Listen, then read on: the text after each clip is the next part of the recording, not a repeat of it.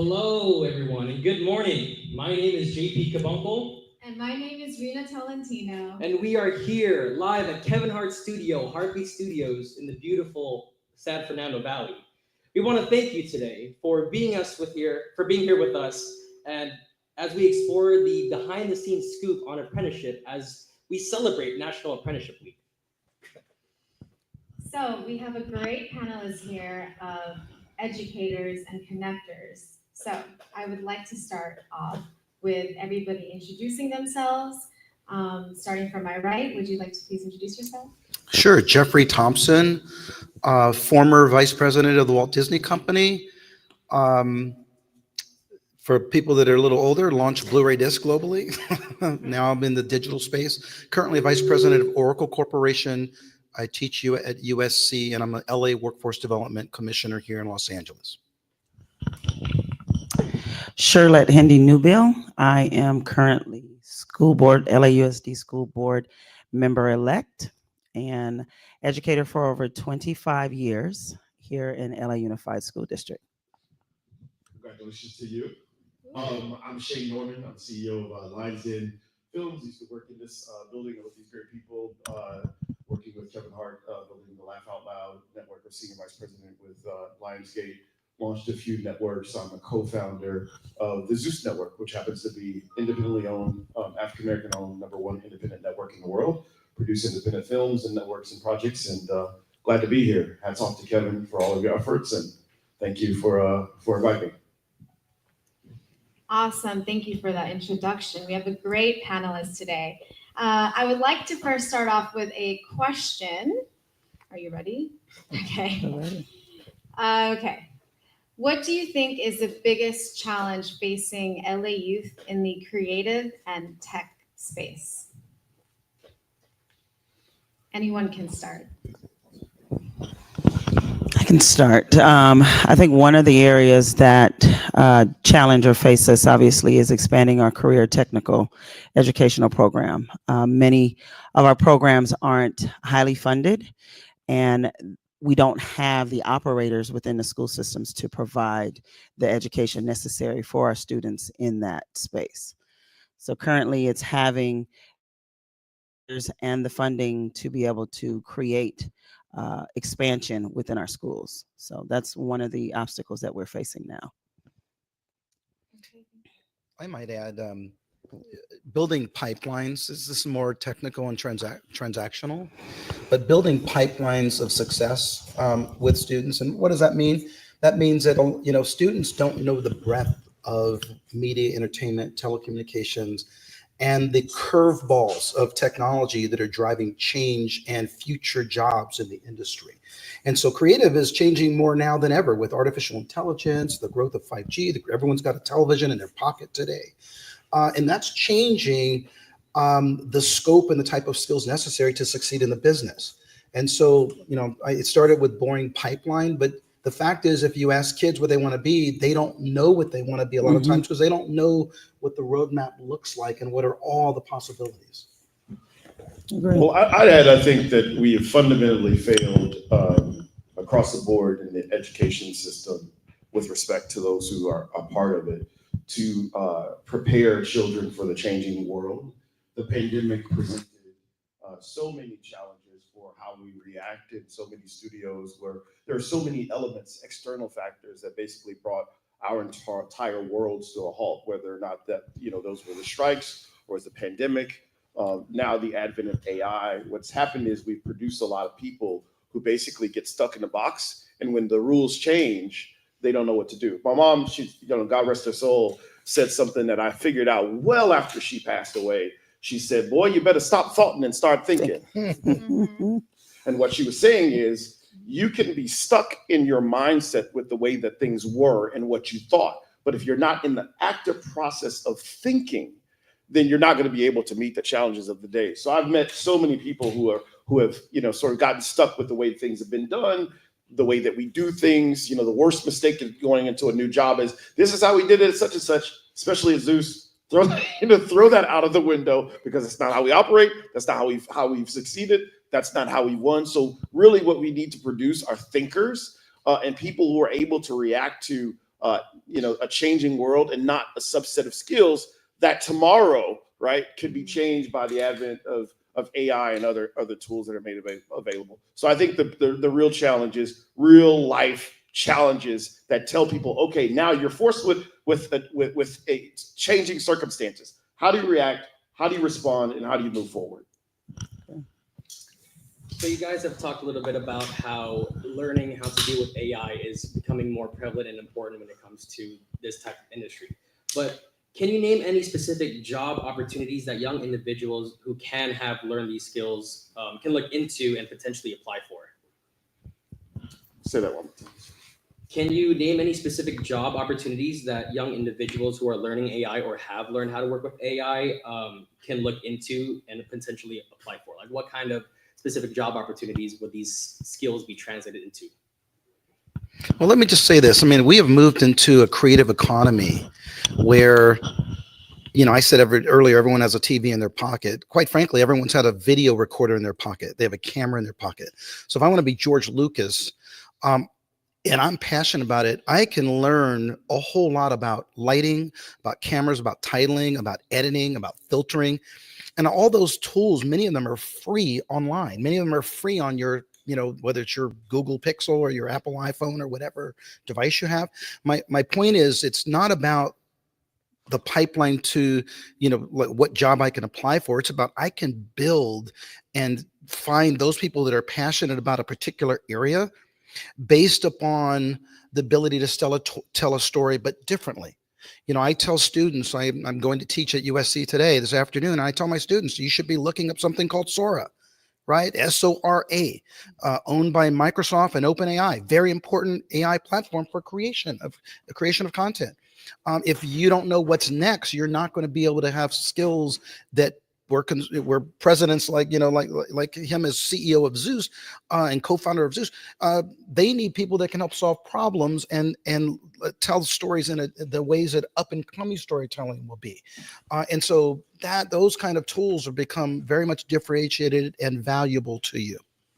Another one, by the way, Sora, Kling. Anyone know these? Midjourney. These are all new tools that are changing how we film, how we televise, how we do backgrounds, how we do local locations. I was just going to say, as you were saying those items and you're talking about bringing a change, thinking out of the box, obviously with our students within K through 12 being exposed to those tools, because if there's not someone in the room that can share with them, these are the new ways in which to create and provide, our students won't have those tools to be able to move forward. And so it is critical to be able, as things are evolving, because it's changing rather quickly now. Things are changing just like your phone changed, right? And next year you'll get a new one. And so, the same thing is happening, as you mentioned, with these platforms that many of our students are not being exposed to. And so it would bring, a breath of fresh air to be out of the box, to be able to bring these systems between K and 12 so that our students are getting that exposure early so that they can figure out what it is I want to do. What is it that I can do now that I know that what this platform can enable me to do? Yeah, I'd say I like being wrong and being proven, right, making strong statements. Even some of the efforts that I've done, the first major app that I created was Elf Yourself at Christmas. It's relevant because it's coming back around, I think, for the umpteenth season. I can't remember how many seasons we've done it, but I didn't think it was going to work. I didn't want to do it. I actually turned the folks down who said, hey, can you guys produce it? We did it anyway. It became, in the next year, the #1 app in the world. So I was wrong then. I'm glad I was wrong because I made money from being wrong. In this case, I was wrong again about AI. I thought the limitations would be to create, that once it would sort of, stop or fail at the creative threshold, that you still needed, humans to be creative. Boy, was I wrong, right? I mean, the things that you can generate, and I now pitch and create movies. I've used AI to facilitate a lot of that creative and some of the gaps that would require for someone, to sit and draw something I can have AI generated. My mentor, one of my great mentors, who actually introduced me to this world of graffiti, May Watt, has actually told me, he said, you're even being a technologist, he's like, dude, you're remarkably behind. You have no idea. So to answer your question, not go about it. I think anybody who's going out with a AI, focused resume is making a mistake. I think the reality is everybody that's in industry where information is being processed should have a good handle on what tools are available to them and use AI as an augmentation to do their jobs better. Okay, with that said, I'm curious, what is your favorite top 5 AI apps that you're using now and what the schools are using? I gave you 2. If you have a sound check, but Sora and Kling. If we were having this last year, Sora nor Kling would be out. They're both new. And so when tools like this come out and they're well founded, and I say tools, but meaning they're transformatory. I mean, LA is the #1 filming capital in the United States for television commercials. Our industry we don't even talk about much. So we filmed a ton of commercials out here, and commercials are where you see a ton of you spend a full day, 2 days on a set doing a commercial that's 30 seconds long. Right? Yeah. Locations, all of these are AI tools. Kling, Sora, Midjourney is another really good one. But these are all tools that anyone that's young, up and coming, young filmmakers, creative, I'd be studying these. By the way, I'd say one more thing. Also study measurement tools. Every filmmaker now needs to have a sense of how to build an audience, how to measure the audience. That's what Netflix is going to ask for. That's what any distribution platforms are going to ask for. So how do you measure audience, the demographics your audience is pulling in addition to the into the front end AI apps? Do you have a favorite measurement tool? A bunch of them. Adobe, Salesforce, just a number of analytical tools on those. But don't shy away from that. Creative people tend to say, well, we'll measure later. No. You need to start measuring the moment you want to get into this business. Oh, like while you're creating? Mm-hmm. Okay. Well, See, we're learning everything right now. See, we're in class. Yeah. That 2:00 class started right now. Yes, it did. So many of our students, obviously, there's, in the educational field, there's always this debate whether the student is being creative or is being created for them. And so it's oftentimes, okay, what can we use? What can't we use? And, some teachers are for it, some teachers are not for it. So if it's a tool, as you said, to augment what's already been, created, deeply right, they're using tools like that to be able to augment what they've put on paper, and then and then there are some teachers like, no, you can use it to help you to create. You get stuck, so now I need some help in creation. So and the verdict is still out on that, whether or not and how teachers, and because every classroom is different and every subject matter is different, so it is definitely coming more and more forefront for our educators as well as our students. I have another question with that.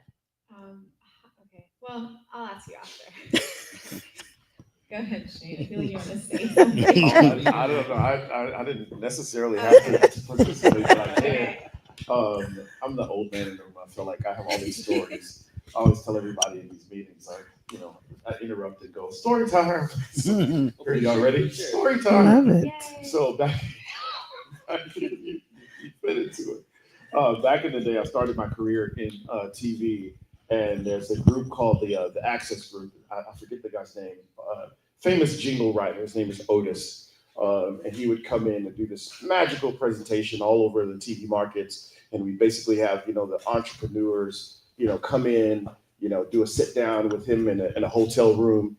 He'd go back into his magical closet, write a jingle, and they would sign up for this, multi-million-dollar campaign, right? Hugely famous. And you guys Google him. I mean, it's the Access Group. Otis. He's based in Dallas, and wrote, a bunch of the jingles that you've heard of for sure.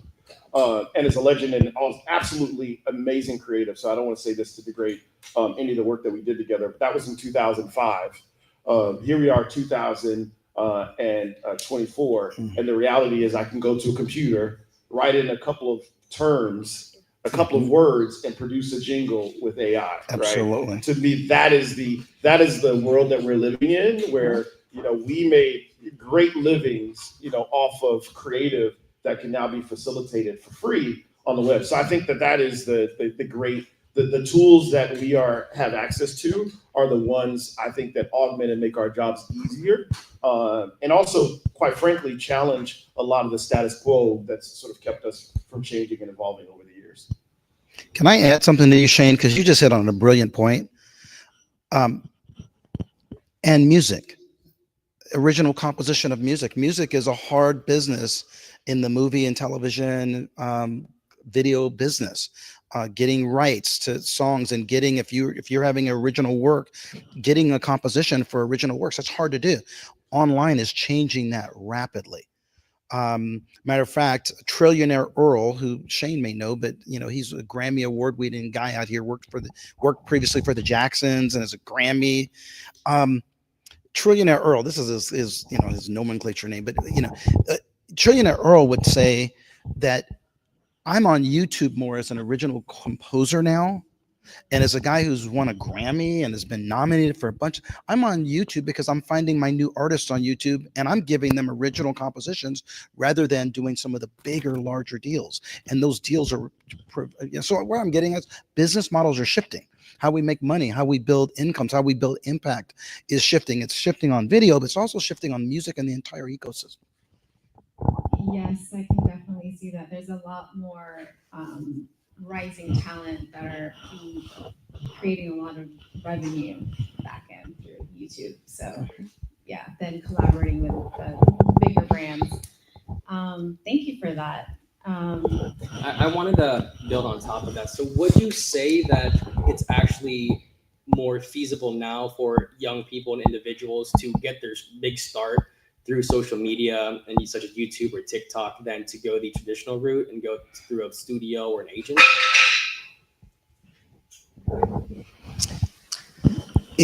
No, I think that it's a mistake, honestly, for most people to think that their career or their experience starts with the job. I tell anybody that comes to work for me, the hardest part is I'm not going to tell you what to do. I'm going to teach you to swim just like I learned how to swim. I'm going to put you in the water, and it's like, hey, you going to survive or not? You okay? You okay over there? Right. And so one of the things that happens, I think, is a lot of people come into the workforce and they expect to be trained. And again, in a world that's changing, there are no experts. Guy that works for me and comes and says, "What do I do?" I was like, "I don't know. You figure it out." And that's frankly been my role. I'll tell my age. I'm 44 years old. I've never applied for a job. Never had to apply for a job. The calls that I've gotten, including from this Heartbeat group and for LOL, has been, "Hey, we've got a problem. Can you fix it?" So I say that to say that I tell people that I hire with two very, very, very distinct qualities. And basically, this is it. If you have these two things, you're hired. Like, you can work with me, for me, and we can partner all together. Two qualities: humble and smart. Humble enough to admit what you don't know, smart enough to figure it out. And in that with that sort of disposition, I think you can survive or be in any type of arena. That said, a lot of people, sort of coming into an organization expect for everything that they need to happen there. And it's like, no, you really got to show up with your own tools. And those tools, that curiosity, that tenacity, should predate and pre-exist your tenure with any company. I would agree. I mean, I think, in education, the traditional theory, you come in, but in today's society now, I think it's different. You come in with some more life skills, right? Tenacity, being able to be humble. Those are things that not necessarily taught in a classroom. There's not necessarily a theory that teaches you that, but I do believe that if you come in with the mindset that I can do things, I can achieve, I can work hard, my work ethic is what's going to drive my position within a company, within an organization. I think those are the things that matter, which typically aren't what you're going to find necessarily in a book. So the theory part is changing, it's transforming, and there's a lot more to life skills that will make you more marketable within a company. Let me just add one thing, and I would just add that you can't fake authenticity. You can't fake passion. You can't fake excitement. I said that earlier question, that first question about how do you build pipelines, and so many of young people, especially people of color, people that are, that might be struggling, might be a single mom or single dad in the household. You're struggling to eat, so you can't be thinking about art if you can't eat, if you can't be thinking about how to be successful and how to drive. I'm going to be a TV star. I'm going to be, if you get where I'm going here, it's, I love you tricking me on this little answer, because the challenge, if of course, in my mind, is how do you get people excited about something that they've never been exposed to? You got to get them exposed to it. So it's how do you get them excited about creative content, about the changes, and not AI, the sterileness of AI, but the power of AI to transform media. You got to figure out what are those little incubating things that causes people to get excited. Shane, when you were talking, you said that humbleness and smart. That anybody I know that is humble enough to admit their mistakes and oh, I don't know this, tell me about it, but they're smart enough to figure out, those people are always super confident, right? They're humble, but they're confident. They're confident enough to say, hey, tell me about that, I don't understand that. And that's a certain kind of individual that we need to create more of. Yes, and going along with that is, how do we build more of our youth to be more problem solvers like that, Shane? Because not everyone thinks that way. And how do we get our generation to start to think that way? Well, let me say, one of the things that happens is very clear on an interview, right, with people that have experience or anything that they've done. And I've started to train a lot of my partners and folks that I work with to sort of look for these things, because it's real easy to say, hey, I worked at Disney, I worked at Fox, I worked at ABC, I worked on this project or that. I really focus on what did you do, right? So what sort of challenge were you faced with on your desk? Not to say that you're isolated from a team, but specifically, what's your contribution? I mentioned earlier, Elf Yourself and some of the apps that we were building, and we were interviewing at the time for product managers. This is very early in the sort of the apps days, and I don't know if you guys remember the alligator. Where's my water? You guys remember that app? Well, we were interviewing and trying to find somebody to bring in a product manager. Just so happened for that app, they had like 100 project managers. So we could never find the actual person that did the work, right? That actually, so the reality is that, I say that to say that most conversations really are, sort of start in with what are your unique contributions, and in any opportunity, here's the part that I am able to contribute to the team. This is a part of the, if you will, if it's a conveyor belt in a factory, right? What particular component, what happened in your little section that you had to deal with? That said, if you are not able to articulate that, you cannot determine whether or not that piece of the puzzle fits in this piece of the puzzle.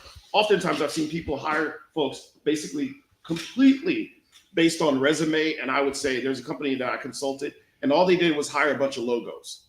So it's like, we've got people from Disney, we've got people from Hulu, we've got people from Fox. Okay, but what did they do?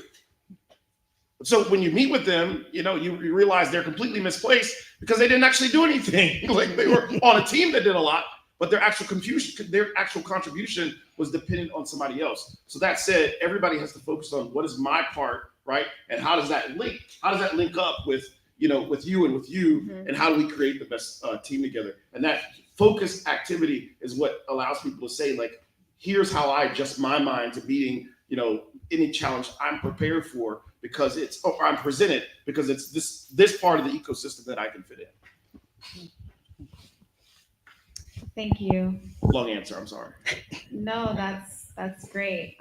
Because you and Jeff also, all of your answers resonated with me in the sense that a lot of the times, the youth, they don't know how to cross that threshold from making money into doing what they want to do. And a lot of the times I talk to a lot of my mentors, and I'm like, how did you become successful? And a lot of the times they said, it's one of those stories where I was sitting on the toilet and I was just trying to figure out how to make money. And I just thought every idea. And it's just one of those things where you have to figure out how to make money, how to make residual money while you're still in this creative tech path. I'll never forget. I use this sometimes. I'm teaching a lot of international students right now, so they won't get this, but this group will get this. I had teach this module on understanding the business underneath the business, right? Like you just can't learn, I'm going to be in media, I'm going to be in creative, I'm going to do lighting. You got to learn the whole enchilada, like in the business underneath it. So I have this whole thing where we talk about Ray Charles. And I ask my students, hey, do you know who Ray Charles is? And do you know who James Brown is? And I use those two guys. Now, remember, this crowd, we know who Ray Charles and James Brown, but, I got students who are like, oh, I don't know. I think one was blind and one, and one could dance. Like they know very little. And then I say, well, let's think about it from a different. Both of them were groundbreaking pioneers in the business in the 50s and 60s. But guess what? Only one of them owns the right to their music. Only one of them, you still got to go through the Ray Charles family to license their content, and the family still makes money off of that, understanding the business models. I did a documentary on James Brown, and guess what? We got the rights from the South Carolina Attorney General, meaning that it's all going to the government because the family, they didn't set up things right. And he was a prolific artist, but they didn't set things up right. Prince died, some of the same challenges, right? So, we can go on and on about this, but understanding the business fundamentals underneath it, you can't hide from that. I tell my students, like, look, be the 17 tool person, not just the little technology tools, but how do you get to lead in this business? How do you build your skill set so that people see you're passionate, see that you're thinking about the problems in the industry, but you're going further. How do I think about solving those problems? You do that. You don't, I love what you said about being 44 and never interviewing. When you do that, it's because you have some kind of 17 different sets of skills that you've built that makes you special. That's sort of secret sauce. And everybody will see it, even if you don't see it in yourself. Thank you. So again, we're here about apprenticeship, and because we're celebrating Celebration Apprenticeship Network Week, right? So the last question I wanted to ask you guys today is, what can either mentors do to advertise their programs to potential apprentices, or what can also potential apprentices do to get the information to all these access to these programs that you guys have? Well, as an educator, we definitely want to have it accessible, meaning that within our schools, within our communities, and the ways in which we receive information now, right? It's different than it was before. We, at one point in time, if you didn't go to the building, you didn't get the information. And now it's coming to you, as mentioned before here, that we all have a device in our pocket. We all have a device that goes around with us. And so if there's ways to be able to channel the information to those devices so that our communities know what's going on, because that's often where we get blocked, because parents, students alike are like, I didn't know that exists. And so again, to your point where you're saying exposing them to things so that they are aware that it's out there, that, wow, I didn't know that I liked this industry. I didn't know that there was an opportunity for me to do this and be joyful at doing it. Because oftentimes, as we mentioned here, we talked about work, but in what we do, we hope that it's not work, right? That it's a passion. We enjoy it. Because that's in education for me, it wasn't work. It wasn't showing up to work. I showed up to a workplace, but what I did was not work because it was my passion. I enjoyed young folks. I enjoy learning from young folks, right? So if there is a way to channel the information to where our young folks get it, to where our parents are able to see that information so they can say, yeah, where do I go next? How do I go sign up? How do I take advantage of the opportunity to expose those young students to those activities and events that are available?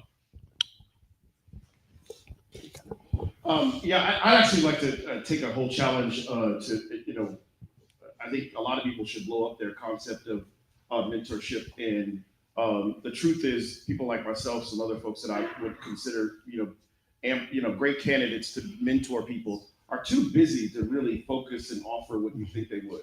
Here's what I learned, because I'm the product. I sit here and brag about not applying for a job, but I'm the product of a lot of really strong mentors. Payne Brown, Hamed Watt, Brent Johnson. I'm saying that because I'm gonna send this video and tell them thank you, Edo Siegel. These people are all folks who helped make my career and opened doors for me. Hamid Watt, for example, was sitting with me, huge investor, brilliant mind, someone who's helped me throughout the years, was sitting with me, and I applied for a job and couldn't get it, and I was showing him the work that I put together. He took a picture of it, texted to Jeff Flanagan, who built a lot of this. He says, "Hey, you need to meet my guy," right? But here's the problem. Here's what I established in my relationship with Hamid, with Payne, with Ito, with Brent, is I made myself a tool and made myself available to them to help them in ways that I could help them, right? So a lot of people are sort of looking at mentorship as a hat in hand. Hey, can you help me? It's like, no, really what you want to do is say, what can I offer? How can I help you? So that me asking you to help me isn't a one-way transaction, right? So the folks who I consider my mentors, who I could call and say, hey, look, I need some help. And I trust me. I call one of those, 4 men, and there are several other that I can mention. I call at least once a week to say, I'm dealing with a business problem. I'm dealing with a technical problem. I'm stuck here. I need your help, right? But it's a two-way street. They'll turn around and say, hey, I need you to help me with this creative. I need you to interview this guy. I need you to do, a background check on this folks. I need to know whether or not I should invest in this. So I've made myself a resource to them, and they've also made themselves a resource to me. That said, there are 2 gentlemen that have come in my life recently. One is a young man by the name of Joshua. Shout him out too. I'm going to send this to him. I use this phrase all the time. One of my friends, Philip Ashley from Memphis, a chocolatier, said kindergarten got it right. It taught us to do one thing when we're presenting something: show and tell. He said, you can't talk about what you didn't bring with you. So this guy, Josh, walks up to me at one of our events. And he said, hey, I'd love to do some work for you. I said, hey, let me see your stuff. He pulls out his phone. He shows me this amazing portfolio. Kid is only 20 years old and works with me everywhere he goes. Another gentleman who was going to be with us today has worked with me for over 20 years, Vaughn Dabney. Literally we were having a random conversation. I said, hey, come by, Zeus. I think we could use your help. He's working there now. It's a pretty significant, opportunity with just no resume, no interview. It's like, hey, we could use your help because I needed him, he needed me, and we figured that there was a mutual relationship. So I say that to say, Kevin, the real focus for mentorship should be a two-way communication. What can I offer you in exchange for the knowledge and assistance that you'll return to me? That is dropping gems.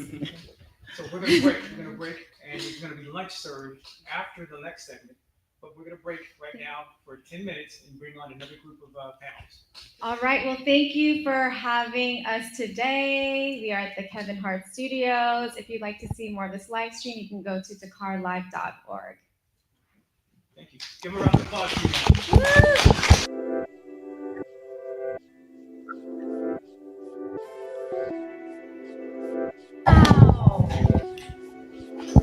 Okay, there's gonna be food outside. Also, we have a truck that's serving. It was a pleasure. Pleasure, Rita. Absolutely pleasure. RD. All right, I got you. Yes, be in touch. You're down the street. Yeah, we should. I'm going right there right now. To the car. Yes.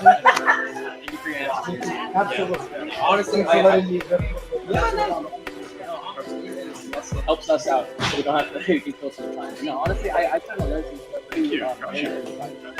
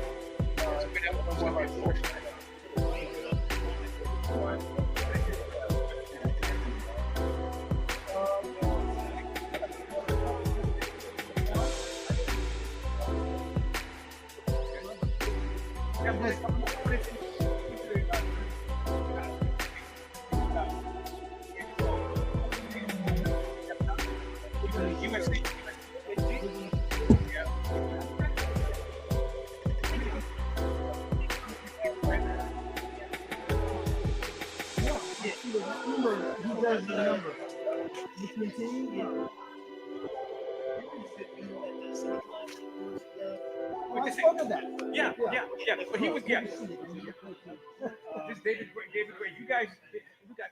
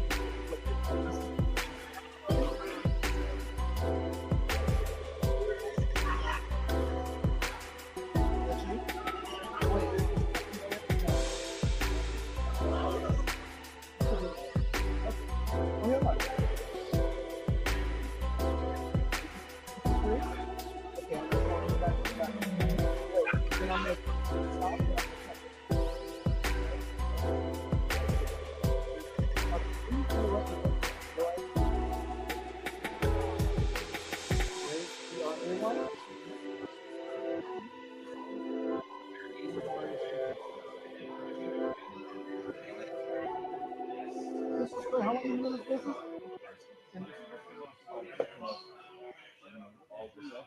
long you been affiliated?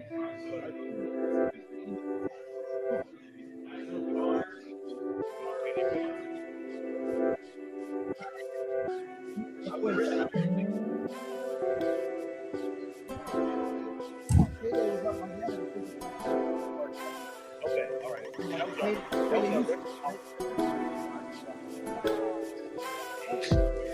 Anybody that's payday, we're back in the late days, man. That's the thing. Payday, no, they have. All right. Give me that.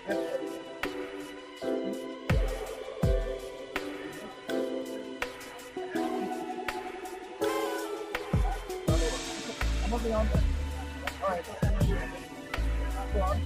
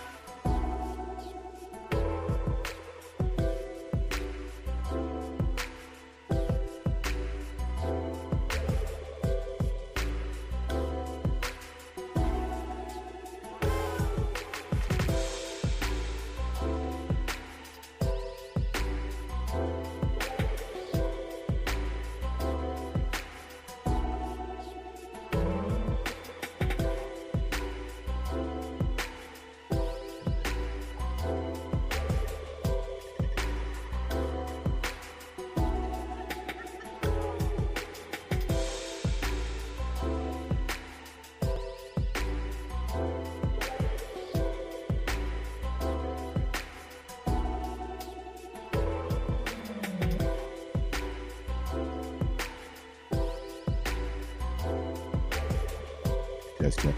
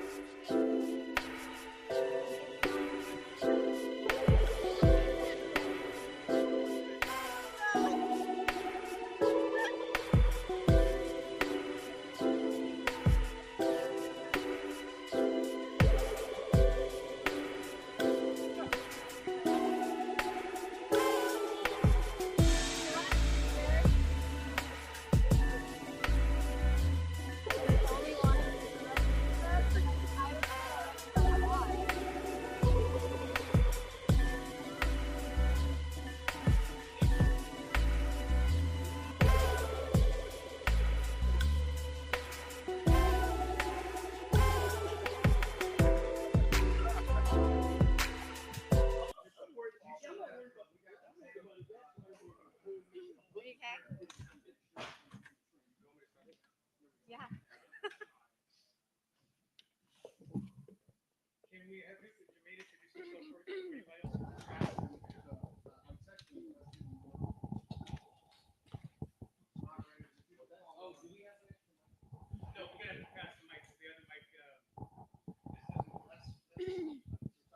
Yeah, so Ted, you and Dr. Walker. Can we test this? Because you might not want to. Test it. Two, two, two, two. Mic check, check, check, check, check. 1, 2, 2, 2. I got an echo. Yeah, so that one's wow. We're gonna suspend that one. Echo.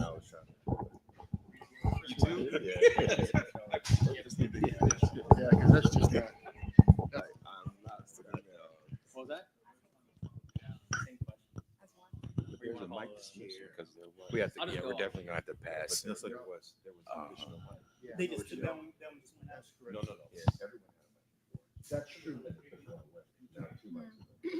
And we added another panelist as well. That's the math. There was another panelist. Okay, I didn't do well in that. Everett. Nice to meet you. Everett, yep. Rena, it's a pleasure meeting you. You're amazing. Yes. We're sharing this one. Oh, no, we have to repeat it. Jermaine, we're going to be getting started. Would you mind opening your camera and your mic if you're still there, please? Want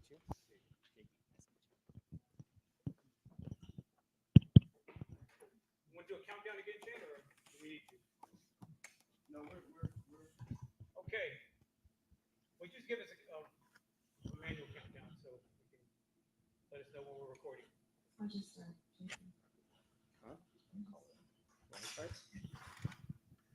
You want an intro or you want me to intro? Intro you start. Hi everyone. Hello. Hi everyone. Hi. Hey. Today is National Apprenticeship Week, and we have a great panelist here today. I would like to ask our panelists to introduce themselves and tell us their role and what they do and the organization they come from. Thank you. Oh, hi. My name is David Gray, and founder of New Horizons Institute. We're a school for students with learning disabilities, college internship programs and creative development, social skills programs, hands-on training for students with learning disabilities. My name is Everett Swain. I'm the founder of UXD Academy and Our Table. UXD Academy is an online school where I teach people how to become experienced designers and AI automation experts. And Our Table is my AI experience agency built inside the school. So that's what I do. Hello, everyone. My name is Ted Milner, running Executive Temps, which is an entertainment employment agency. In addition to that, I work with my wife on EICOP, Entertainment Industry College Outreach Program, which is an organization that provides internships and that goes out to HBCUs. We have 100 interns every year in LA and 25 in New York and 9 in Atlanta. And my name is Dr. Daniel Walker, and I just call myself a storyteller and a social entrepreneur. So I'm classically trained as a historian, but the notion of how it comes out is sometimes it's best to be NPR series. Sometimes it's best to be as a just different types of things. So the inspiration is the story, and the platform is wherever it goes. And then the social entrepreneur space is just I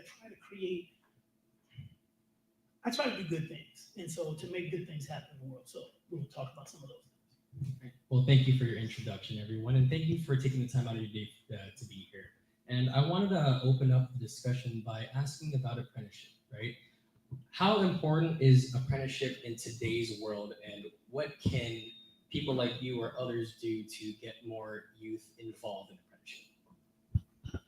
Well, that's, I would say, right in my wheelhouse. What I do is I have an apprenticeship model that I essentially white label and sell that to companies. So if they want to create their own apprenticeship program, they can do that, and it can span over the course of a year. I would say apprenticeships are incredibly important because in today's world, you don't really need degrees anymore. You just need skills. And so an apprenticeship program where someone who is an expert in their field and has been doing it for a while to literally walk you, handhold you into the space, I think is more valuable than being in a college campus. So that's my thoughts. For students with learning disabilities, it's invaluable because most students with learning disabilities, they can't always understand what's on paper. They're in a classroom and things of that nature. They learn best by what's in front of them, hands-on experience and things of that nature. And repetition is their friend. Okay, so especially if they get to those points where they're an editor or something along those lines, and they get that particular job, then they can do it. And that particular job is the same thing over and over and over again. So those on that particular thing is so important for them. Yeah. It's everything, especially in this industry, because it's not really about a resume. It's not about an HR department and a personnel department per se, the way it is with another type of field. It's really about connections and who you know. And so the ability to be able to forge those new connections, to be able to learn. And I remember the last panel where they were talking about you have something to give as much as you have something to get, but the notion that it's everything. So in addition to whatever I do, for 25 years, I was a college professor. And I had this amazing relationship where half my time was at USC as a researcher at the thing called Center for Religion and Civic Culture. The other part was as a full-time professor at El Camino College right here. And so it was this ultimate example of the ultimate town and gown, right? You know, a community college on one side and you got SC, right? But all the way through all that, I always had this notion in my classes about experience, about experiential learning. Where's the history class? You still got to go out there, see something, do something. This is LA. There's so many historical things around here. And as the students begin to get involved in that, they begin to understand it more because they're actually doing it versus just reading it in a book. And in entertainment, there's so many nuances on a set that a book is not going to catch all those little things that happen on a set. It's just not going to do it. So the only way you get that is by putting in the hours. And the only way you get that is by interning with somebody. That's really great. So how do you see, what advice could you give to the generation now in terms of even what qualities would you see in hiring someone for an apprenticeship? Would it be their charisma? Would it be their problem solving skills, their resume? What are the top 5 things we're really looking for when they're walking through the door? What are the top 5 things? I think a lot of, as president of the employment agency, I know most of our clients are always looking at resumes. And I know a lot of people think that it's not really important. To some degree, that education is important, but if they have a choice of 5 resumes and 4 of them have college degrees and the other one doesn't, they're not going to see the 5th one. at least not first. So, you know, I do agree that apprenticeships are important and they teach people real skills. But for me, for having interviewed over 10,000 people, I think some of the key things that I look for is the willingness to listen, their ability to listen. I'm not as concerned of what they've done because particularly when they're right out of college, they don't have a lot of experience. So, but I think a lot of students make that mistake in trying to convince them that, you know, they're worthy to be the vice president of the department. And that's really going to happen. I just need you to be humble. I need you to be articulate. I need you to be able to listen. I need you to be able to understand. And I need you to be able to speak about your work experience based on what you have on paper and to articulate to me what you did at those different jobs when I asked you. I just don't think most employers, when they're employing people for the first or second time for their careers, are that concerned with all this experience. But I think this younger generation feels that they need to have it all together. Personally, I like it when people are nervous in an interview or when they're uncomfortable. It shows me the real side of them. Okay, thank you. On the topic of individuals being interviewed, I don't know if you've seen a lot on social media, especially when it comes to like degrees in education. There are a lot of individuals out there I've seen who have had a degree or maybe multiple degrees who are still not able to translate that into a job. Are you guys able to articulate any type of responses to maybe why that might be? I don't think that you gotta be able to get your own shot. Yeah. Like the NBA, like there's some people who get their own shot. Yeah. You gotta be able to get your own shot. You know, this notion that something is given to you or supposed to be out there on the other side is just not true. Especially in entertainment, this is the only industry where people will pay $250,000 for a master's degree from USC School of Cinematic Arts and then turn around the next day and work for free. Yeah. So that's what kind of competition you got, right? So if you're gonna sit there and wait and have, you gotta be able to get your own shot, create your own thing. When you were asking about what people can bring to the table, so I run the Long Beach Indian International Film Festival. Part of the film festival, but the other part is about these trades, about how do you become a storyboard artist, how do you become this, how do you become all those different things. And you'll find out that many times students are just like expecting something to happen. And it's the ones who get down and say, I don't care, I'm going for it, that actually make it happen. I've got a student right now, tomorrow, she'll have her screening for a master's thesis at USC Cinematic Arts Community College. You know what? He's got to get into opportunity. Hamon Dahatsu, he just in Turkey right now, graduated from UCLA, MFA, El Camino College. But you got to get your own shot. This guy was working as a waiter and all these other jobs and doing something. So I'm looking at him and seeing his grit and his grind. That's gonna, like the other people said, that's gonna come out in some other way. But if you're thinking that your degree is just supposed to get it, you're sadly mistaken. The world has changed. It ain't never been like that. For those of you who are joining in, I also want to introduce Mr. Douglas Calla. He just joined us online, so he's going to be a part of this topic. So if you guys want to continue, sorry. Hi, Douglas. How are you? I'm good. How's everyone doing? Great. Thank you for joining our panel. Yeah, thank you for having me here. Excited to be here. Douglas, would you please introduce yourself to the panel and please tell us your role and what organization you come from? Yeah, absolutely. So Doug Calla, I'm the Deputy Regional Director of Strategic Partnerships at the California Division of Apprenticeship Standards. We fall under the California Department of Industrial Relations. Wow, that was a handful. It's a lot. It's a lot. Okay, great. I have a question regarding what role do you see AI playing in education and future careers?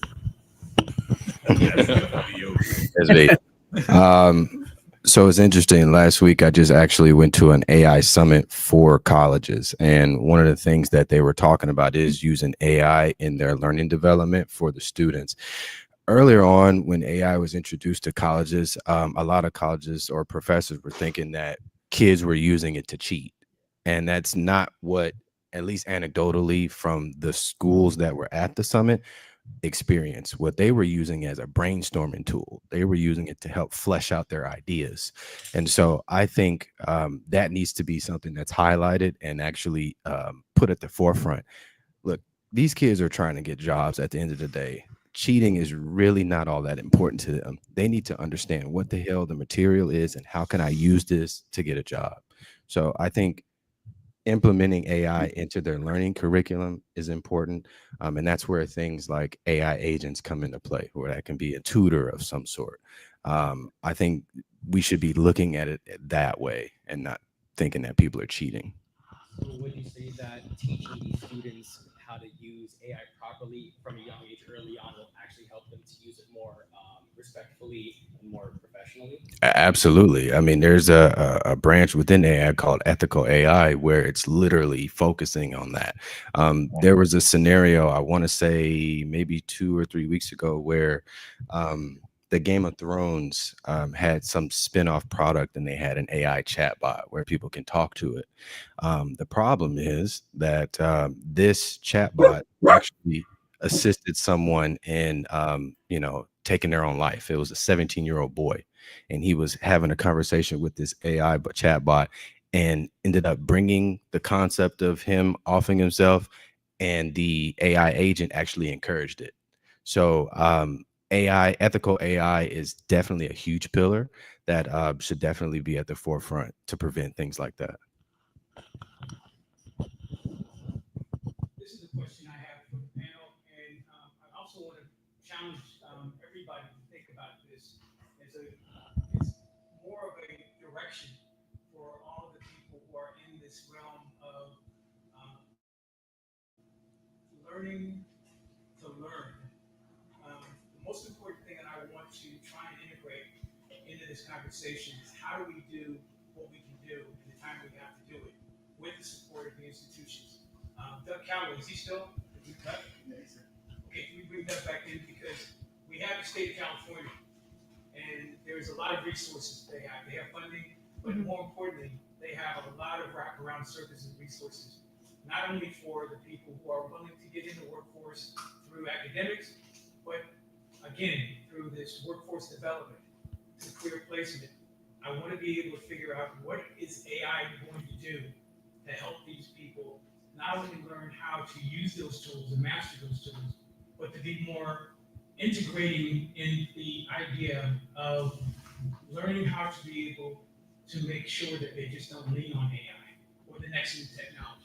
So Doug, is there anything that you can share with us about how AI can help us with these institutions, educational, governmental institutions, make sure this has become the default for everything that we have to integrate into their development? It's a question more than a statement. I mean, it's a fantastic question, and I'm very far from an expert in this area. Or, I'll be honest, like when it comes to the state, we when it comes to technology and use, we're typically a little bit behind the private sector, right? Like we let it get built out, and then we have to build it internally. How I see it working in the apprenticeship landscape, though, is very, very different. I think it's can be a fantastic tool. We have to embrace that advancement in technology, and as mentioned before, we just have to ensure we try and do it in an ethical way that benefits the communities and people as a whole.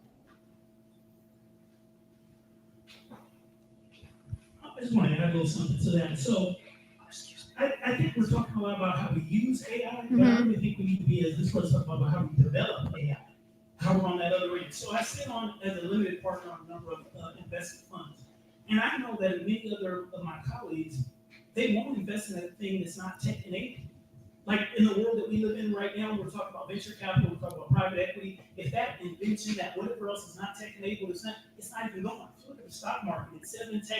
It's seven AI centered stocks, NVIDIA being the number one, guiding the entire stock market, driving everything else. The other ones are the S&P 500, the other 493 aren't even doing nothing. Yeah, it's that. So it's not just about us being kind of, we have the digital divide, we talk about our access to the internet. Well, in this case, the digital divide being who just uses AI as a tool and who develops AI.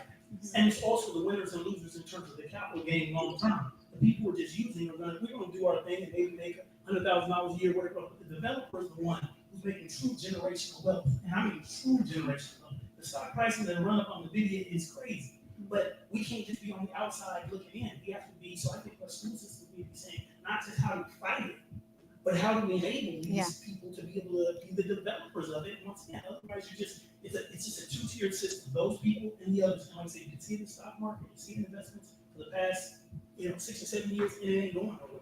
So if we want to have that long-term success, we got to be in the development side. That's why I'm also giving it up to you, brother, in terms of people teaching people about how are we going to be the ones at the forefront of developing it and moving it forward from an ethical standpoint, but also from all these applications and utilizations. I have a question, and this is more for Ted. How do we build a human being that's able to understand the ethics of? That's okay. It's okay. How do we build a human being that's able to understand the ethics of how to comport themselves as a mentee or a apprentice, so that they can actually understand? Yeah, you learn these tools, but how do we give them a chance to become the humans that we want to invest in? Any thought process about that? I think they have to die to self. And I think as long as students, when they graduate from college and they're entering the workplace, and they're so focused on where they're going to go, they have a tendency to look at people that potentially help them to launch their careers or launch their vision. And it's all about them. And so I really believe that if you're truly going to learn, you're going to have to die to self. So you're going to have to take on the interests and the compassion of the employer and what their vision is. And just trust that your aspirations, your goals will be achievable. But it's really, really hard to learn when you're so focused on how does this advance me? How does this move me to where I want to go? And where I want to go, I'm going to get there in 3 years. I know it took you 7, but I'm going to be there in 3. And so most people, they don't even know how to serve. So we do all this training and we coach all these students and we get them all ready, but they can't even have a simple conversation to get an interview, to win an interview to get a job. And employers aren't concerned about your long-term goals. They're concerned about their internal needs. So if you're consistently talking about what you want to do and where you want to be in 5 years old, if they're going to ask you those questions, they're not really interested in it. They're only asking that question to see if you're going to align yourself with the goals of their department. And once you tell them in marketing, when you're interviewing for marketing, that you want to be a writer or director, you just cancel your opportunity. But the reality is production is right next to the marketing department. So I'm constantly talking about people about how to listen, how to interview, how to be humble. And interviewing is not really so much about talking, although people think that they're supposed to go and they're supposed to sell themselves.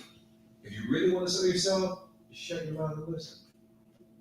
And listen to what people are saying and what their needs are. And then your comments should be based on their needs.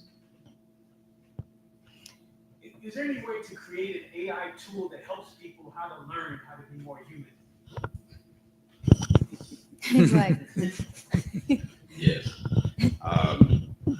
Literally, it's what AI agents can be, right? So I just tell people AI agents is just a fancy word for a chatbot that does things, right? And so you're just programming it to do a thing.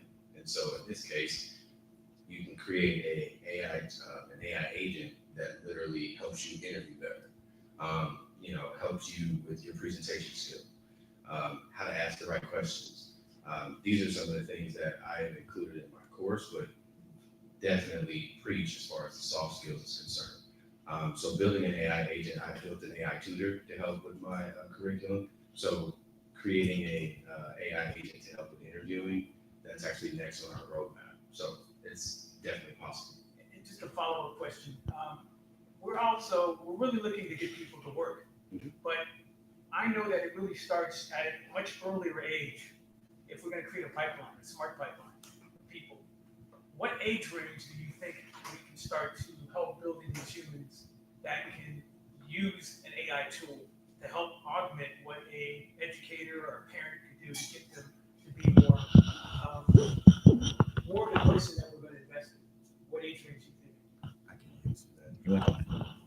We focus on anybody 13 and up. That's what we focus on. And I chose that age specifically because, the 13 to 18-year-old, they're glued to their phone, right? Subconsciously, they already know how to work with AI. They just don't know it yet. So it's my job to bring that out and help them relate the tool to their life. And that's what we create that synergy there.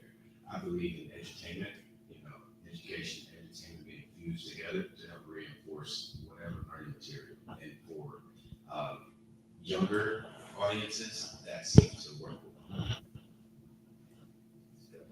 Kevin, I would add to that most people, they possess the ability to interview well.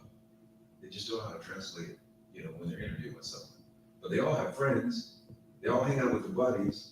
They're all dating. So I'm off the relating interviewing to like dating. It's like a guy who really wants this girl, right? He's been eyeing her for some time. And so they go to dinner and all he does is talk about himself the whole time. And when she gets home, her roommate says, well, how was your day? Well, he talked the whole time. So you have to show an interest. I think some of the tools we have today with the progression of technology with phones, it causes us to isolate ourselves as human. It causes us not to really know how to integrate. I mean, when I was coming up, I was always engaged. I was always outside playing. I was always outside running around. And so were my sisters and my brothers. And so that's a good challenge that we have with this technology because you don't need another person. You just go online, hang out with yourself, watch all the videos you want, interact with all those people who really can't talk back to you. And so you don't really learn those interpersonal skills of how to be quiet, how to show compassion, and how to listen. And so those things are always going to exist. They're not going to go away in the workplace. They're just not.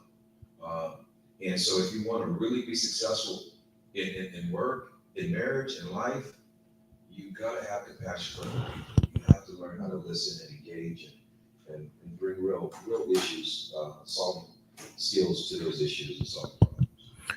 Yeah, AI to me and to what we're trying to teach our students, we're using it as a hammer. You use it as a tool. It's not to take over anything of that nature. It's just used as a tool.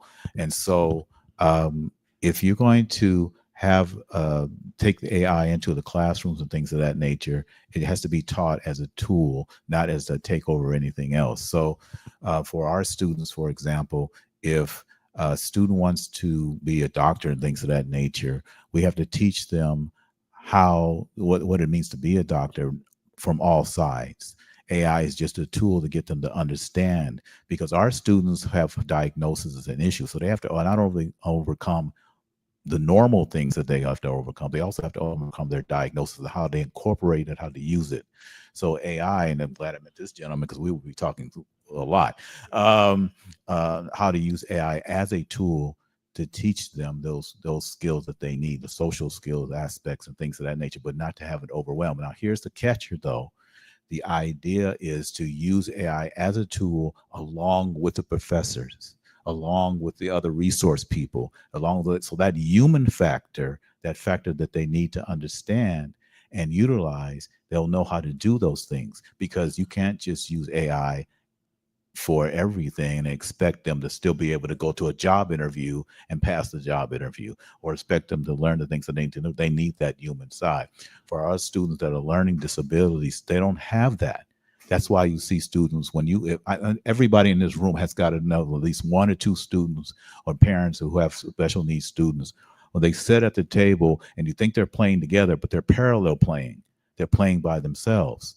So that same analogy can work for those students who are having trouble and understanding that, it's not all about me, it's about you as well. So AI to me, again, as I said, it needs to be used just as a tool and not as the whole thing. You still need that human side. You still need those teachers and instructors and things of that nature to teach you that side, that social skills side.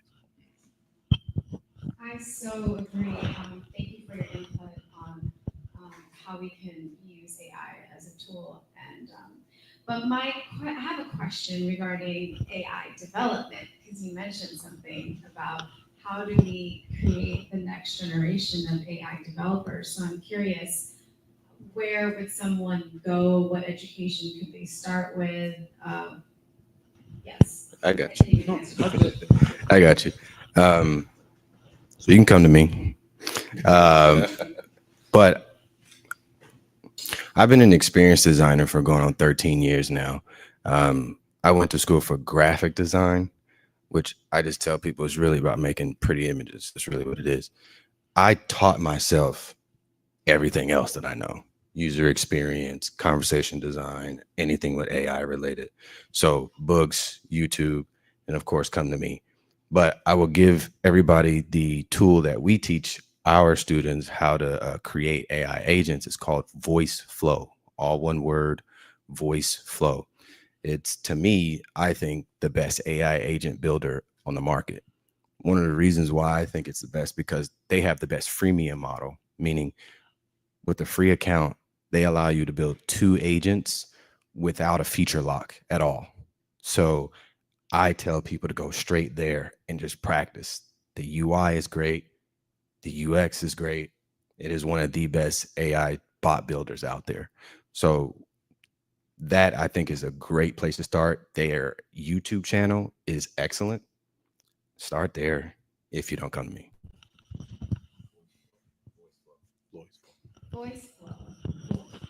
Do you have a mentor that you studied after or looked up after, or a favorite book on Yeah. So no, I didn't have a mentor. Out of my friend group, I'm the only one that does what I do. And I'm the oldest. So I'm used to being on my own and learning things and experimenting things and screwing up. So no, I did not have a mentor. A book that I recommend all of my clients, if you're a client with me for our table, it's a book called Applied Artificial Intelligence. It's a handbook for business leaders, right on Amazon. I always point my clients there so that way I don't talk over their head when I'm interacting with them, but they also get a really good foundation of what AI is, what it isn't, and what it can and can't do. So that's a book that I recommend. And I say thank you for that, because even for us, I'm a whole different generation. So I can talk about it from a macro as an investor, as that kind of stuff. But when it comes down to on the boots on the ground, people say things and I just go like this, because I really don't understand. I'm a foreigner. You guys are digital natives in this. So the ability for you to give even me the ability to understand, because I'm just looking at it going, okay, it's ChatGPT, you know what I mean? Then I'm going, okay, but I can see the big picture, but the development part, that's way beyond me, and I'm at an age that I'm not gonna, it's not gonna happen. It ain't gonna happen. But give me something to give me a roadmap to understand where it's going. Yep. I appreciate it. And it was interesting in the last panel, you all asked a question about what roles could people give. And I just want to like piggyback a little bit. So conversational AI designer is a role. It's basically just a translated UX designer into an AI designer building chatbots. Prompt engineer. That's another one. Prompt engineering is a skill, but they have prompt engineer as a role. Wait, can you define what a prompt engineer is? Is it prompts the ChatGPT? Literally. Really? Literally. See, one of the so if you talk to me a little bit more, I hate jargon in this industry. I talk to you like we're on the street. Prompt engineering is literally, how do you ask the machine the question? That's all it is. There's a formula to get the best result out of ChatGPT, Claude, whatever it is. That's prompt engineering. Guys, I have a couple of people that I want to, a couple of things I want to throw this conversation. There's a young man that's on the screen here. Ed Bernard, can you say hello and introduce yourself as to how you're going to help DAKAR and our mentees get to a stage of challenge and project learning in terms of short stories to long stories to advertising? Great. Hey, hello everyone. This has really been inspirational. First off, you guys really put together a great couple of panels, and hopefully there's some students that are really getting picking all this gold off the ground that everyone's been dropping. So, and then thanks for inviting me, Kevin and team. My name's Ed Bernard, and I'm an executive producer in corporate communications. I work for a company called CXR, short for Code Switcher. And what we mostly do is we do a lot of strategic, creative strategy for events, live events. We also do a lot of other communications like video and the like, but we mostly focus on corporate events for blue chip companies. And I think I've known Kevin for, I don't know, a few years now, 2-3 years. And the idea is that we would work together in bringing students and apprentices into the communications world. It's interesting because a lot, they see events or they attend events, but typically most people, and especially students, don't know that they can have careers in that space. So, hopefully in the future we can get a few people over to work with us in our company, and they can see that there are a lot of opportunities on that side.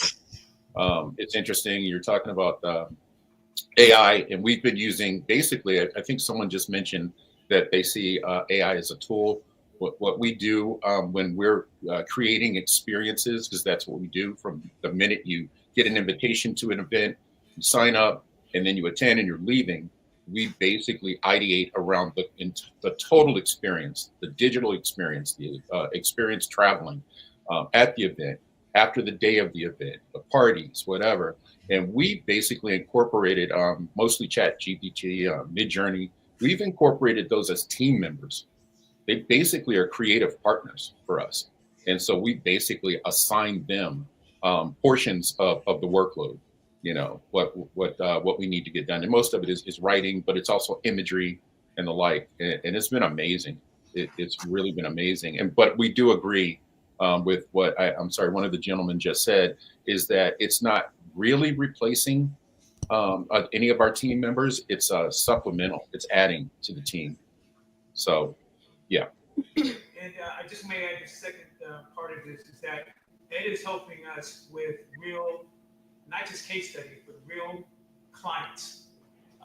We're now in the conversation with full service advertising agencies. We have multiple brands.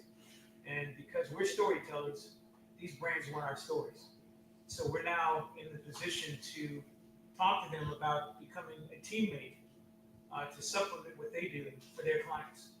And what I want to ask you guys about is how do you think it's going to be possible to bring the business of what we do to these students so they understand the economics that are involved? So they're not just looking at this as an opportunity for them to make a prevailing wage, but how to look at wealth and all the things that happen inside of all these machines that make not only brands but just are really market makers. Anybody have any ideas on how we start to help build these human beings to be thinkers and doers in the business space? Well, first off, everybody needs to understand that your ideas have value, monetary value. And once you begin to understand that, it changes the whole dynamic.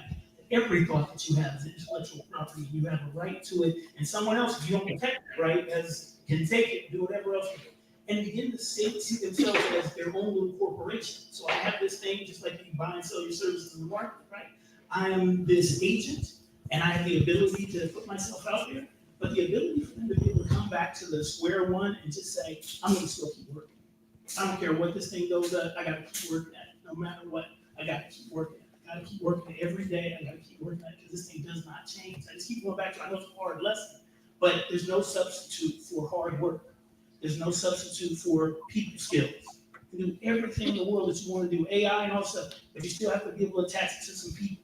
One of the companies I advised, they were doing a whole lot of work and everything. They just kept wondering why their social media is not working. And I said, let me look at your whole mix of advertising. It was all social media, but it's a local-based business. And it's like, oh, we got this thing, we're viral, we got 2 million clicks. That don't do you any good. 2 million clicks, you're right here in the neighborhood. Somebody just needs to come here, those 2 million clicks to do anything for you. How do you now? And I told them, just start going out here and passing out your cards in this little neighborhood. Now they start getting all this activity. They said that people say, I saw you at the Walmart and I saw you online. Now I want to go, because they start seeing some connection there. Because the ability to just think of that, if I just put it here and boost it or whatever else, that's going to make that end. It's not. That goes back to you are a business. So every little piece of you has something that can be farmed out. Even your labor, as I said, you got to think to yourself, you're working every day. I know some young people tell me, I'm just going to be an influencer, Dr. Walker. I go, okay. All right, so I say this, I say, okay, give yourself 1 year, 12 months. I said, go as hard as you can, as hard as you want to as an influencer, okay? I said, but first off, let's figure out a wage for you. I say $20 an hour. And now every day, figure out how many of those things you put into this. And at the end of the year, if the numbers don't match, if the money that you put in doesn't match, then I guess it's time for you to get up and stop trying to be an influencer. What does it mean though? But now maybe the skills you learn can be used to help somebody else because you learned all these platforms and all these other things. So that's where the business is, not you being the person who's in the front. The business was over the course of the year, you learned all these other things that someone else needed because you went down that road. But you had to give yourself a stop, because if not, you're gonna be in my basement for the next 35 years talking about you trying to be because like my generation, all you just got a rap studio, you know what I mean? In the basement. You don't want to be that person. So just to not have to go down that fuel list, why is it working out? How's my school? They're making this online. But for the sake of time, I wanted to see, let's finish up with this thought process. I want to give you a mic to some people in the audience and ask you questions. And I want to have them introduce themselves because we don't have enough seats here for everybody to be able to get their piece. But go ahead. To piggyback off of that, having a hustler's mindset it's everything. You are a business, literally. And I don't want to go down a rabbit hole tying it to your birth certificate and everything, but you literally are a corporation, right? I can school you on some things. But what's interesting though, when I think about Gen Z, I recently saw an article. I think it was like 45 to 50% of Gen Z, their main focus is work-life balance. And I can tell you, if you're trying to get into whatever industry you're in, there's no such thing as work-life balance. There's no such thing. So that is, I know it's hard to hear, but it's the truth. Like there is no work-life balance coming in. I see you got to put in a good 10 years easy of grinding. So helping them understand that by at least making the work cool or not feel like work. And so that's where, again, relating the tool set, the job to their life. And so what we do is we introduce projects. We have them come up with projects based off of problems in their lifetime. And so we create a digital solution to help with that. I just want to, I know we got ready to go, but I think the infrastructure is going to be important to answer your question directly. How do we get them? It's one thing to get the students there, but the infrastructure has to be in place within the business and organization in order to get your ROI back in droves. If the infrastructure is not sound, it's not going to work. You can bring these students in, but if the infrastructure is not there, you're just wasting you're not going to get a good return on your investment. So I think that's extremely important. And you have to, once you've got these students there, you have to know what kind of student you have. I know that people want to say, well, look, you have to work hard. You can make it work and make anything work. It's no sense of you having 30 students there and only 15 of them are going to make it through your program because you didn't have the infrastructure there to even weed out the right people in the first place. So that to me, that's important. One of the questions on the last panel was asked in regards to what do students need most? And to echo what you're saying, they need access. They need access, and it's our generation that's responsible for creating access for that younger generation. I mean, we really have to be willing to help the next generation. So it's access. Okay, great. So JP, can you pass the mic and have some of the people in the audience? Any questions? Introduce yourself. Stand up. Yeah, stand up and introduce yourself. Don't be shy. Right, of course. Like we were set up. My name is Bobby. I am one of the program directors of an organization called Fathers and Mothers Who Care in the South Los Angeles area. Here goes this one right here. Turn it on. How about now? Okay. My name is Bobby. I'm one of the program managers for an organization called Fathers and Mothers Who Care in the South Los Angeles area. But I want to ask, is the state, the apprentice still? No, he had to leave. He had to leave, okay. well, I wanted to know from the state level what they're offering in terms of AI in this thing that we're talking about, because it's valuable for the future. I can answer that. Wait a minute. Yep.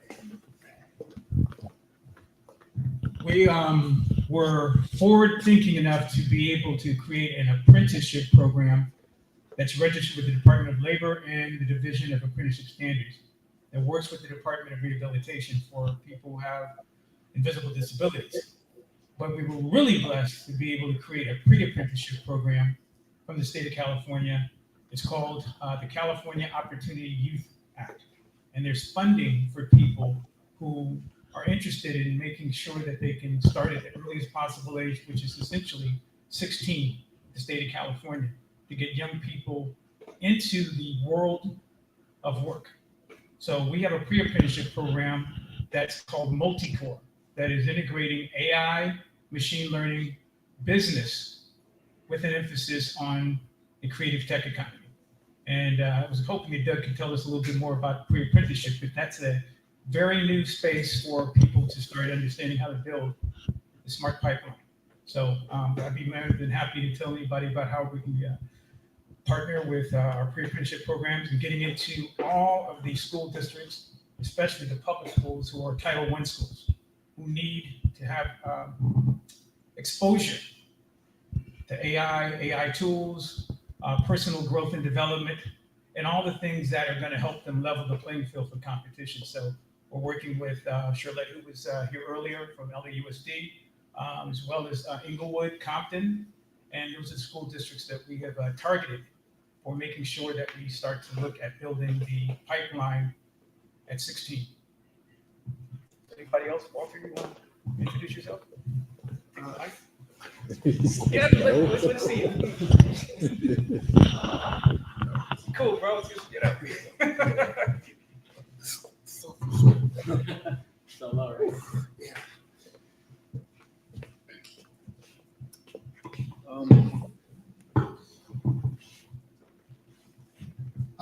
Yeah, my name is Walter Rees. I'm an engineer and I'm an entrepreneur also. I own my own company. I met Kevin because I have a couple of patents, about 9.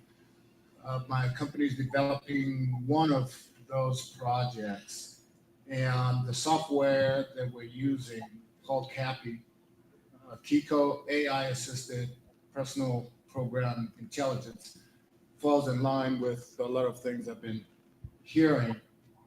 Our developers are going to be incorporating AI into our software performance, which will help the product sort of perform as expected in the commercial world.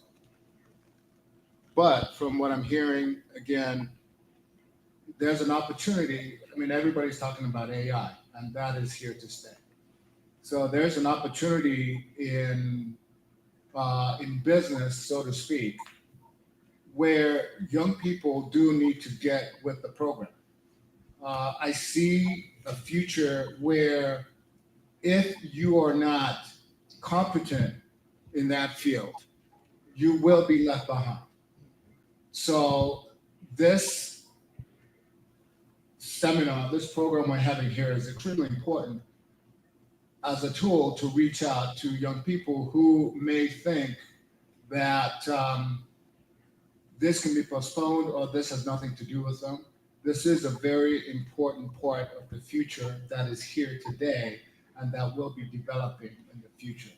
So I do encourage young people and even older people to jump on board, because this is the great equalizer. If you do understand that technology, it puts you so far ahead. So that's really my thoughts on the subject. Can somebody pass me the mic? I want to introduce some of the things to me, because I want to introduce how we met him and what we do the plan on bringing. So Walter was introduced to me as a person who was looking for an initial round of funding. And Carmen and I are going to be working with him to try and introduce his patents or products And Walter's come as a software developer and engineer from Amazon.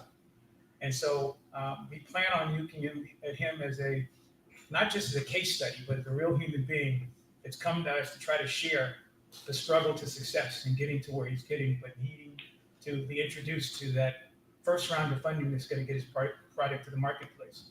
And so my question to anybody is, how does someone who's an inventor or someone who wants to be an inventor, how would you help them start to frame their next step to getting themselves not only protected, but ready to meet people who could be investors? So anybody want to handle that question? Well, I think I probably unless somebody wants to take the question. It's a long road, and it's almost a labor of passion. But you have to walk a path to determine whether what you're inventing is relevant or irrelevant. And if it is relevant, what need does it fill, and what solutions, what problems does it solve? Once you are able to determine that, you need to get your work protected. And that is an area where it sometimes can get expensive. You need to find a good patent attorney, which is literally 60% of the ball game, because not all attorneys are the same. You get a good patent attorney, they will secure your product after doing a global search to make sure that your invention is unique. And then after that, you will go through a process which will, particularly if it's expedited, it will take anywhere from 6 to 10 months for your project to be reviewed. And then after that, if things go well, you will get a letter saying that you will be offered a patent for your product. Now, at that point, you will then try to do a prototype or a proof of concept. Because to go to corporate America with a piece of paper that says you have a patent doesn't mean anything. It has to be translated to a working prototype to show them that this prototype does work, and you also have paperwork to back you up that you will not have any infringement on this project for the next 12 years. So, like I said, it is a long path. However, imagine having a patent on a product that you have a proof of concept on and corporate America wants. You have literally written your own ticket. But you really have to walk the walk, and it's a long journey. My product is called Kiko, and it's a global data management system that I came up with.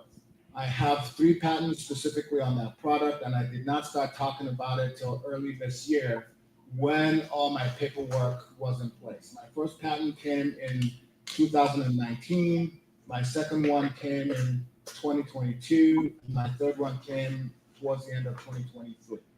So it's been a very long journey and very expensive. But some of you young people out there that have some great ideas, yeah, you can monetize it, but do it the right way. And also find somebody to talk to about it so you're protected. You know, I wanted to address the question as well. Shane Hyman here on behalf of DAKAR Foundation. Also, my tech startup is Next Level Global Technologies, Inc. Leveraging the Jobs Act legislation to create a pathway from startup to the stock market. And to address this question specifically, Walter, you did an amazing job. I love everything that you offered here to the group. And if I would just add to that, I'm reminded of what I was taught by my instructor and Black-owned business accelerator program. And he taught us, he said, investors don't invest in ideas. They invest in businesses. Okay? He said, so you need to structure your business. You need to make sure that it's understandable what the value is inside of your business. You got to get your financial statements together, your balance sheet. You got to have your projections. If you can identify what your value is and what the need is in the market, and that you have a viable plan to build and roll out, even if it's in phases, okay? MVP, MVS, minimum viable product and minimum viable steps. So that way you can demonstrate the ability to start small and grow tall, so to speak. But, again, investors also invest in people. So being a likable person and, demonstrating that you're passionate and you're purpose driven definitely makes a difference. But at the end of the day, it's my personal opinion that most businessmen and women are a little shrewd, and it's about the bottom line. And I mean, that's understandable. If they just threw all their money every which way, there would be nothing left to offer opportunities to startups like myself, like Walter, like everybody else in the room, who've done the work, who've done the research and development, who've structured things, and now they just need that it's a biblical reference, but to have the breath of life, blown into what has been modeled. So just to summarize, investors don't invest in ideas; they invest in businesses, and we have to be able to demonstrate how we are or intend to become a profitable business. Okay, and Ms. B. Stewart, can somebody grab pass the mic? Can you tell us what brought you here today? Yeah, come on up for a second. Let me take my seat so I can get back. Good afternoon, everyone. I'm B. Stewart. I am a California native. In particular, I'm an interdisciplinary artist, so that means I do large-scale paintings, but I also work in other formats. I will say, specifically, my practice focuses on interrogating origin stories, specifically of those with commercial experiences, different social archetypes. So to make that a little bit less artsy, it's just people who come from inner cities who have a different experience, who specifically experience those barriers of interest. And I believe we're all here because we want to create access, right? And there's been a myriad of different discussions along generations of what that looks like.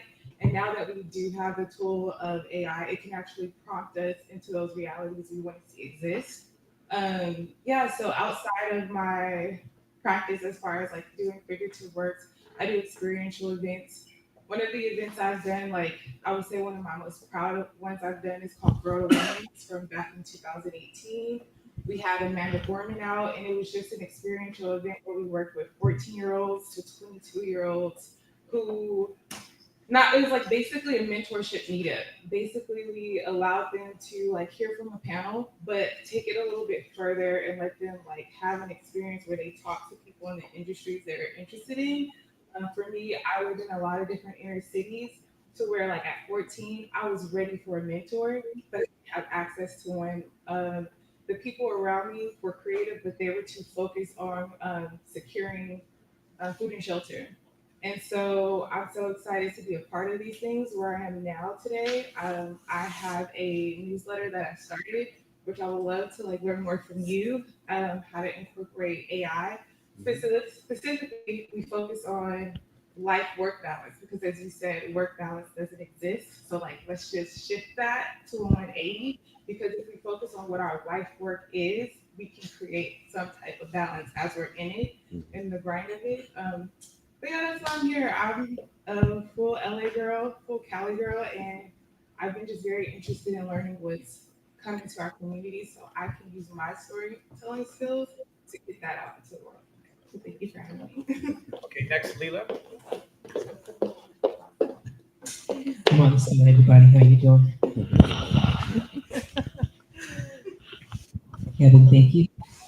I like this. My voice is so deep.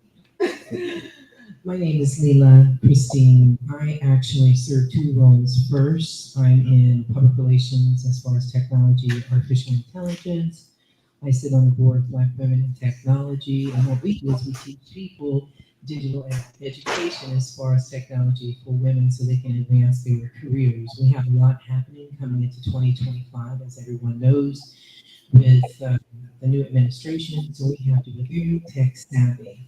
In relationship to the other role that I serve, I have a foundation. Our charitable foundation is Lifestyle Elevation Media Foundation.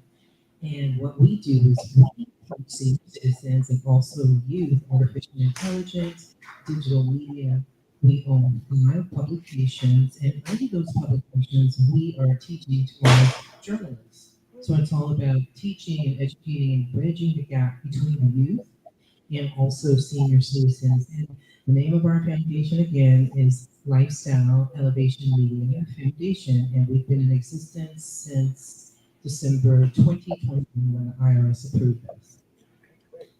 Fantastic. Okay, now I'm going to make sure that our two moderators introduce their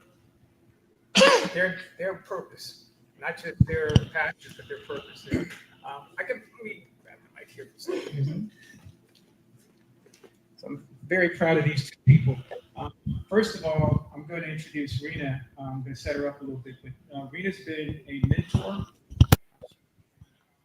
Really kind of personalities, experience to our program. And so I'm very thankful for all of the work that she's done. And again, a lot of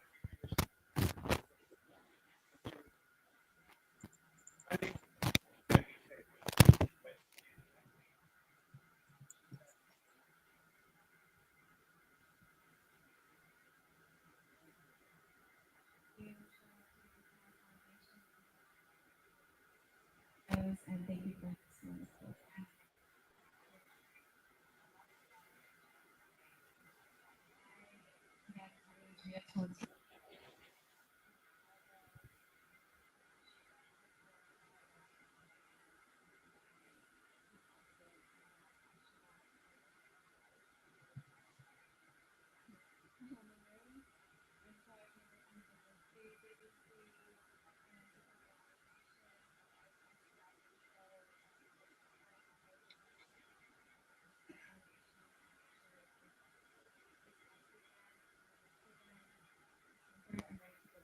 Miami to do